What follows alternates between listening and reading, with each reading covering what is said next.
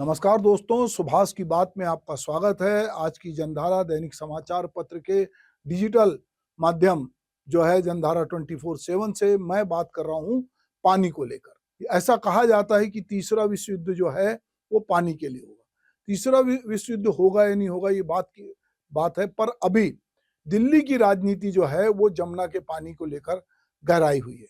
इसी तरह गंगा के पानी को लेकर भी बहुत सारी बात हो रही है, क्योंकि लोगों को लगता है कि गंगा का पानी इतना पवित्र है कि उसमें डुबकी लगाने से हमारे सारे पाप धुल जाएंगे। वहीं दूसरी तरफ लोग कहते हैं कि गंगा के पानी में बहुत सारी जो है चीजें मिल रही हैं और वो पानी को जो है वो दूषित कर रही हैं। तो इस समय पूरी पानी की राजनीति हो रही है और पानी की राजनीति अपनी जगह है और जल की शुद्धता अपनी जगह है। तो दिल्ली में जो यमुना है वो वहां पर जिस तरह के दृश्य हैं वहां पर इस समय हम देखेंगे कि नेता लोग किस तरह की बयान दे रहे हैं। अरविंद केजरीवाल जो दिल्ली के पूर्व मुख्यमंत्री हैं, उन्होंने कहा कि हरियाणा सरकार जो है वो जमुना के पानी में जहर मिला रही है। जहर मिलाने का आशय ये था उनका कि ये पानी को दूषित करके भेज रही है। अब जहर को लेकर जो है पूरी राजनीति शुरू हो गई है। इसमें चुनाव आयोग कूद गया है, इसमें कांग्रेस कूद गई है, इसमें भाजपा कूद गई है और इस समय पानी जहरीला है कि नहीं, पानी दूषित है कि नहीं, उसको कैसे साफ किया जाएगा, उसके लिए क्या उपाय होंगे, वो एक तरफ है। अब पानी जो है राजनीतिक हथियार बन गया है और दिल्ली में चूंकि चुनाव है और चुनाव को जीतना है, तो जीतने के लिए हर पार्टी को लगता है कि कोई एक मुद्दा होना चाहिए और कोई नेता ऐसा कुछ बोले तो उसके बयान को किस तरह से पेश किया जाए। तो चलिए मैं आपको बारी बारी से अरविंद केजरीवाल, कांग्रेस, भाजपा, ये सारे नेताओं के बयान सुनाता हूं और इसको लेकर क्या राजनीति हो रही है ये भी आप जरा सुने। भारतीय जनता पार्टी की हरियाणा की सरकार ने दिल्ली में यमुना से आने वाले पानी में जहर मिला के भेज दिया है। ये तो हमारे दिल्ली जल बोर्ड के इंजीनियर्स का कि उन्होंने पकड़ लिया। उन्होंने दिल्ली के बॉर्डर पे ही वो पानी रोक दिया और उस पानी को दिल्ली के अंदर नहीं आने दिया।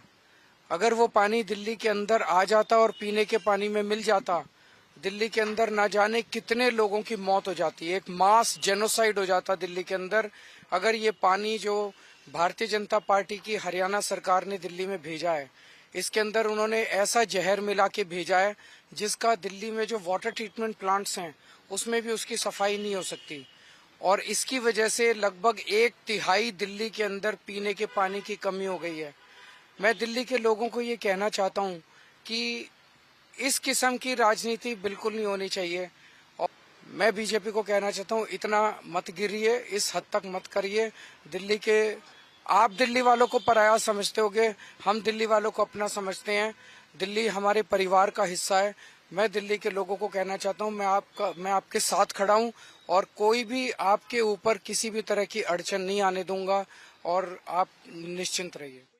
साथियों, ये आपदा वाले इतने अहंकार में डूबे हैं कि खुद को दिल्ली के मालिक समझ बैठे हैं। और ये देश तो ऐसा है, पशु पक्षियों तक को पानी पिलाता है, कभी उनको नुकसान नहीं पहुंचता है। और यह आपदा है कि हरियाणा वाले दिल्ली के पानी में जहर मिलाते हैं। ये सिर्फ हरियाणा का अपमान नहीं, ये भारतीयों का अपमान है, हमारे संस्कारों का अपमान है, हमारे चरित्र का अपमान है। ये वो देश है जो पानी पिलाना धर्म माना जाता है, जहां पियाऊ रखने की परंपरा है। इस देश में ऐसे लोग हो गए जिन्होंने खुद का घर नहीं बनाया, कि गांव वालों के कुआं खोदा या बावड़ी बना दी। तो एक बात तो हम ये समझ रहे हैं कि हर जगह जहां जल संकट बढ़ता है या जल दूषित होने की बात होती है, तो अगर वो उसका नियंत्रण सत्ता के पास है या राजनीतिक लोगों की उसमें महत्वपूर्ण भूमिका है, तो फिर पानी को लेकर या उसकी आपूर्ति को लेकर, वितरण को लेकर, शुद्धता को लेकर राजनीति जो है होना लाजमी है। और हम देखते हैं कि छोटे शहरों में भी टैंकर की राजनीति होती है, पानी सप्लाई की राजनीति होती है और जहां पर पानी के जल स्रोत हैं, चाहे नदियां हों, उनको लेकर भी बहुत सारी राजनीति होती है। जैसे भारत में जहां पर की नदियां, जलाशय और भूजल वितरण का जो है अलग अलग माध्यम है, पर इनके बीच अगर हम देखें तो राज्यों के बीच भी राज्य स्तरीय और अंतर्राज्य स्तरीय विवादों के कारण, जल के कारण बहुत सारे विवाद होते हैं और इसको लेकर भी अच्छी खासी सरकारों के बीच में बहस होती है। अंतर्देशीय भी होता है।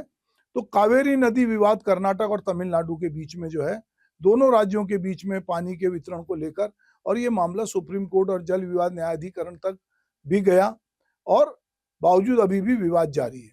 अगर हम रावी, चन्नाव, झेलम की बात करें तो भारत पाकिस्तान के बीच सिंधु नदी में जल संधि पे ये आधारित है और पाकिस्तान और भारत इसका जल उपयोग लेकर बार बार इनके बीच तनाव होता है।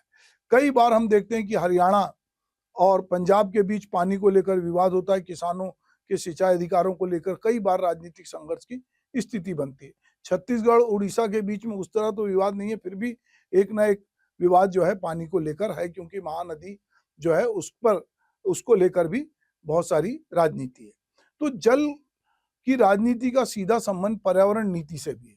जल स्रोतों का अत्यधिक दोहन और प्रदूषण पर्यावरणीय संकट को बढ़ाते हैं। जल संकट और पानी के घटते स्तर का मुकाबला करने के लिए सरकारों को अक्सर राजनीतिक दबाव का सामना करना पड़ता है। तो भारत में अगर हम ये देखें कि जल प्रबंधन और पानी के वितरण के लेकर संविधान में भी कुछ प्रावधान थे। जल को राज्य की सूचियों में रखा गया। इसका मतलब है कि राज्य पानी के वितरण और उपयोग से संबंधित नीतियां तय करेंगे, लेकिन राष्ट्रीय स्तर पर भी जल की राजनीति में जो है केंद्रीय सरकारों की भी अहम भूमिका रही है। अब बात चूंकि हम इसलिए कर रहे हैं कि अरविंद केजरीवाल जो पूर्व मुख्यमंत्री दिल्ली के, उन्होंने पहले भी बहुत सारे दावे किए थे। पानी की आपूर्ति और जल संकट को लेकर उन्होंने पहले भी बयान दिया था। उन्होंने कहा था कि दिल्ली सरकार इस मुद्दे पर पूरी तरह से प्रतिबद्ध है और हर संभव प्रयास किया जा रहा है ताकि दिल्ली वासियों को पर्याप्त और स्वच्छ पानी मिल सके। अब जब वो तीसरी बार उनकी पार्टी चुनाव में है तो लोग कह रहे हैं कि आपने तो ये वादा किया था और आपने ये वादा नहीं पूरा किया, और अब चुनाव आयोग ने भी उनसे ये तलब किया है कि बताइए कि पानी कैसे जहरीला है। और एक स्वर में आपके नेता कह रहे हैं कि ये पानी यहाँ पे दूषित है और केंद्र सरकार हमको मदद नहीं कर रही है। वहीं पर जो पानी लोगों को दिया जा रहा था उसकी शुद्धता भी जांची जा रही है। अब प्रधानमंत्री ने भी इस पे बयान दिया है। प्रधानमंत्री कह रहे हैं कि मैं जो है, बताइए ये जहर मिलाने की बात करते हैं, मैं तो रोज जो है यमुना का पानी पी रहा हूँ, दिल्ली में रहता हूँ, दिल्ली में बहुत सारे राजनीतिक लोग रहते हैं, बहुत सारे एम्बेसडर रहते हैं, तो ये गैर जिम्मेदाराना बयान। इस बीच में हम बात करेंगे राजेंद्र सिंह की, जिनको जल मित्र के नाम से भी जाना जाता है। वो एक सामाजिक कार्यकर्ता है। उन्होंने जल संकट से निपटने के लिए कई आंदोलन का नेतृत्व किया। अलवर जिले में पानी बचाओ आंदोलन था, वहां से राजेंद्र सिंह का पानी जो आंदोलन जिसको कहा जाता है, वहां से ये शुरू हुआ और फिर उन्होंने पानी की महत्ता को लेकर बहुत सारी बातें की, लोगों में जागरूकता लाने की कोशिश की। पर हम ये देख रहे हैं कि पानी हमारे लिए एक बड़ा संकट है। चाहे हम छत्तीसगढ़ में कम होते तालाबों की बात करें, चाहे हम नदियों को दूषित होते देखें, हम ये देख रहे हैं कि धीरे धीरे जल स्तर जो है नीचे जा रहा है। जैसी गर्मी आती है तो पानी इतने नीचे चला जाता है कि बहुत सारे जो जल स्रोत हैं वो सूख जाते हैं, हैंडपंप जो है वो काम करना बंद कर देते हैं और पानी को लेकर मारामार है।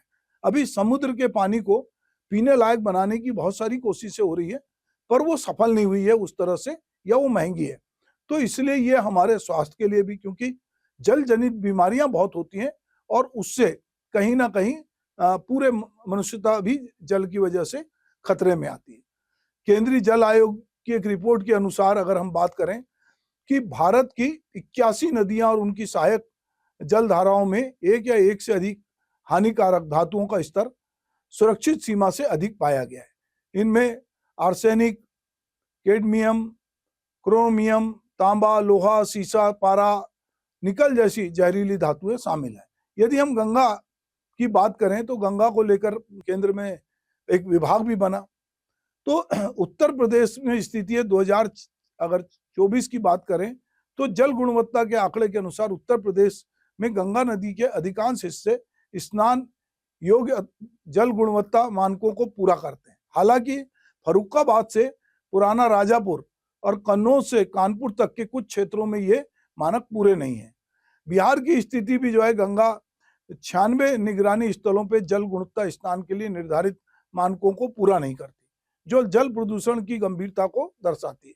उत्तराखंड की अगर हम बात करें तो हरिद्वार में गंगा जल की गुणवत्ता 20 श्रेणी में पाई जाती है, जो नहाने के लिए उपयुक्त है, लेकिन पीने के लिए नहीं। अब आप सोचिए कि यदि हरिद्वार में गंगा का पानी पीने योग्य नहीं है तो वो इलाहाबाद आते आते क्या पीने लायक होता है। पर इस समय पॉलिटिक्स ये है कि राम तेरी गंगा मैली हो गई, तो लोग कह रहे हैं कि गंगा कैसे मैली हो सकती है। ये भी कहा जाता है और साइंटिफिक इसके बारे में बात भी हुई है कि गंगा जल में बैक्टीरियोफेज नामक वायरस पाए जाते हैं, जो हानिकारक बैक्टीरिया को नष्ट करने में सक्षम होते हैं। यह गुण गंगा जल की स्वशुद्धिकरण क्षमता को दर्शाता है। यही वजह है कि सदियों से गंगा जो है वो हमारी सबसे पवित्र नदियों में माना जाता है। गंगा और यमुना नदी के कुछ हिस्सों में जल की गुणवत्ता में अभी हाल ही में सुधार देखा गया। गंगा के जल शुद्धि को लेकर काफी कुछ प्रयास भी हुए हैं, पर वो अभी उतने नहीं है, क्योंकि हमने कोरोना के समय भी देखा कि किस तरह से उसको गंदा वहां पे लाश बह रही थी। बाकी समय भी बहुत सारी जगहों से गंगा में दूषित पानी आता है और गंगा जो है दूषित होती। बावजूद इसके ये गंगा जन आस्था का केंद्र है। यही वजह हम देखते हैं कि महाकुंभ में अपनी जान गंवाकर भी लोग स्नान करना चाहते हैं। सरकार को जगह जगह बैरिकेड लगा के अलग अलग जिलों में लोगों को रोकना पड़ रहा है कि वो इलाहाबाद अब ना आए। पहले सरकार ने बहुत अपील की कि आप आए, कुंभ नहाएं, बहुत प्रचार हुआ, पर अब इतनी भीड़ और उसके मैनेजमेंट को लेकर सरकार में एक घबराहट है, कहीं कोई और बड़ी घटना ना घट जाए, इसीलिए अब बहुत जगह लोगों को रोका जा रहा है। और जो खास दिनों का स्नान है, उस स्नान में खास एहतियात बरते जा रहे हैं। बाकी दिन भी लोग जा रहे हैं और लगातार जब लोग इलाहाबाद यानी प्रयागराज जा रहे हैं तो लोग अयोध्या भी रामलला के दर्शन करने भी जा रहे हैं। तो चारों तरफ जो भीड़ का मैनेजमेंट है उसको लेकर भी एक प्रकार से कहना चाहिए कि सरकार सजग भी है और थोड़ी आशंकित भी है, क्योंकि भीड़ के पास अपना कोई विवेक नहीं होता। और जो कुछ अभी हुआ उसमें भी बहुत सारे अभी कड़ाई भी की गई है, वीआईपी मूवमेंट को बंद किया गया है, बहुत सारे एहतियात बरते गए हैं, पर जो घटना होनी थी वो घटना हो चुकी है। तो पानी को लेकर हमें संवेदनशील होने की जरूरत है। पानी का मुद्दा हमारे जीवन से जुड़ा है। हम पानी पे चूंकि जीवन से जुड़ा है, बंटवारे से जुड़ा है, तो उसको लेकर राजनीति तो हो रही है। और इस समय दिल्ली में अलग अलग मुद्दों पे जो राजनीतिक मुद्दे हैं, चूंकि दिल्ली देश की राजधानी है, चुनाव वहां हो रहा है, तो सभी पार्टियां जो है इस समय यमुना जी में गोते लगा रही हैं। कोई केजरीवाल के कटआउट को यमुना में डुबा रहा है, कोई यमुना का पानी पीकर, हरियाणा के मुख्यमंत्री बता रहे हैं कि यमुना का पानी पी रहे हैं कि वो दूषित नहीं है। प्रधानमंत्री कह रहे हैं कि अगर जहरीला है तो मैं इतने साल से पी रहा हूँ। तो बहुत तरह की बातचीत हो रही है, पर बात ये होनी चाहिए कि हम नदियों को कैसे स्वच्छ रखें, नदियों के पानी को पीने योग्य कैसे बनाएं, नदियों में जो गंदगी जा रही है उसको ना जाने दें, और जो हमारे पर्यावरण के प्रति हमारी सजगता है वो होनी चाहिए। तो इस समय ये ना होकर जो है नदियों पर, जल पर राजनीति हो रही है, पर राजनीतिक सजगता के लिए हो, स्वच्छता के लिए हो और बेहतर प्रबंधन के लिए हो तो ज्यादा बेहतर होगा। एक दूसरे पे दोषारोपण करने से कुछ नहीं होने वाला, क्योंकि यमुना, गंगा या जो भी नदियां हैं वो किसी पार्टी के समय नहीं, उनको पार्टी ने नहीं बनाया है, वो पहले से सदियों से बहती चली आ रही है। हमारी जिम्मेदारी है कि हम उन नदियों को जो हमारी जीवनदायिनी है, जो हमारे लिए पवित्र हैं, जो पूजनीय है, हम उनको स्वच्छ रखें और उसके पानी को लेकर राजनीति करने की बजाय उसकी स्वच्छता पर ध्यान दें। नमस्कार।